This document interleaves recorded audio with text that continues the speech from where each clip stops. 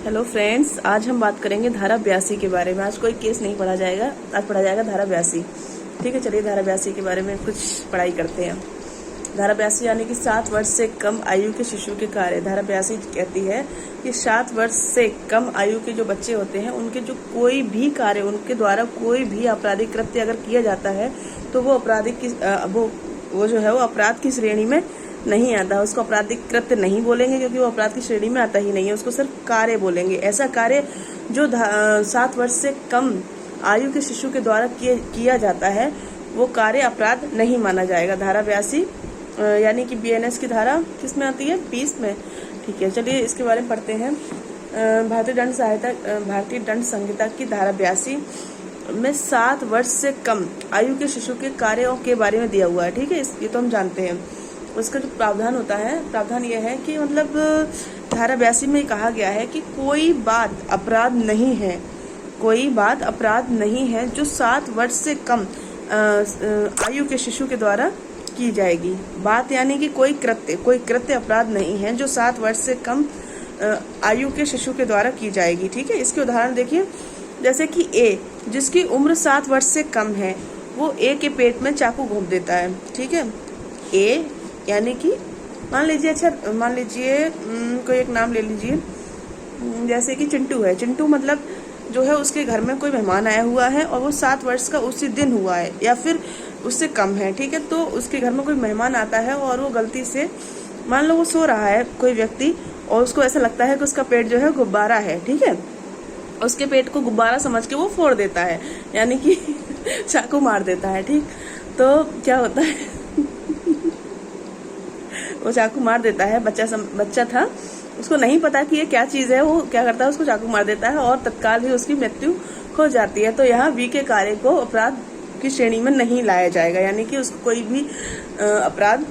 कोई भी दंड नहीं दिया जाएगा। ठीक है, और मतलब जो धारा 82 में जो ये बच्चों के कार्य दिए हुए हैं उन कार्यों के लिए पूर्ण उन्मुक्ति प्रदान की गई है। पूर्ण उन्मुक्ति यानी कि पूर्णतया छूट, यानी ये बच्चे कोई भी कृत्य करते हैं, जो 7 वर्ष से कम आयु के बच्चे हैं वो कोई भी कृत्य करें, अब कोई भी आपराधिक कृत्य करते हैं तो उनके लिए किसी भी प्रकार का दंड नहीं दिया जाएगा। मतलब बचाव पक्ष को केवल ये साबित करने की जरूरत होती है कि ये बच्चा 7 वर्ष से कम आयु का है या फिर जिस दिन उसने कृत्य किया उसी दिन वो 7 वर्ष का हुआ था। ठीक है, केवल यही साबित करने की जरूरत है। फिर इससे क्या होता है, उसको पूर्ण उन्मुक्ति दे दी जाती है। तो यानी कि 7 वर्ष से कम आयु के जो केसेस होते हैं वो क्या में आते हैं? डॉली इन कैपेक्स में। 7 वर्ष से कम आयु के शिशु को आपराधिक दायित्व से पूर्ण उन्मुक्ति दे दी जाती है, या फिर जो बच्चा 7 वर्ष से कम है या 7 वर्ष का उसी दिन हुआ है उनको मतलब किसी भी प्रकार का दंड नहीं दिया जाएगा, क्योंकि उनके मन में जो है वो दुराशय की भावना नहीं आती है। यानी कि आपराधिक जो मनस्थिति होती है वो क्या होती है कि मतलब उसको जो दुराशय है उसकी भावना बच्चों के मस्तिष्क में निर्माण नहीं होती है। यानी कि धारा जो 7 वर्ष से कम आयु के बच्चे हैं वो दुराशय के बारे में, दुराशय की भावना उनके मन में नहीं आ सकती। ठीक, ऐसे बच्चों के कृत्य को डॉली इन कैपेक्स कहा जाता है। ध्यान देने की बात यह भी है कि पागल और जो मत व्यक्ति हैं उनके कार्य भी डॉली इन कैपेक्स में ही आते हैं। और जो धारा मतलब जो 7 वर्ष से कम आयु के बच्चों के कृत्य हैं वो एक निश्चायक सबूत है। मतलब न्यायालय मान के चलता है कि यदि ये बच्चा 7 वर्ष तक का ही है तो इसके द्वारा जो कृत्य है वो कोई भी अपराध नहीं है।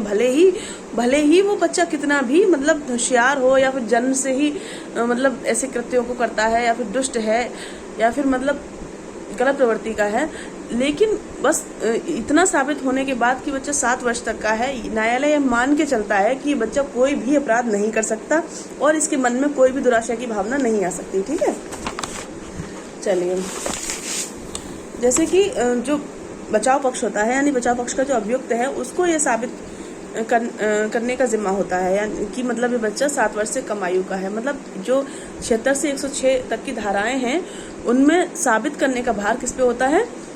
बचाव पक्ष पे। बचाव पक्ष पे ये किस में दिया हुआ है? एविडेंस की धारा 105। ठीक है, 105 यह बताती है कि जो सबूत का भार है वो किस पे है?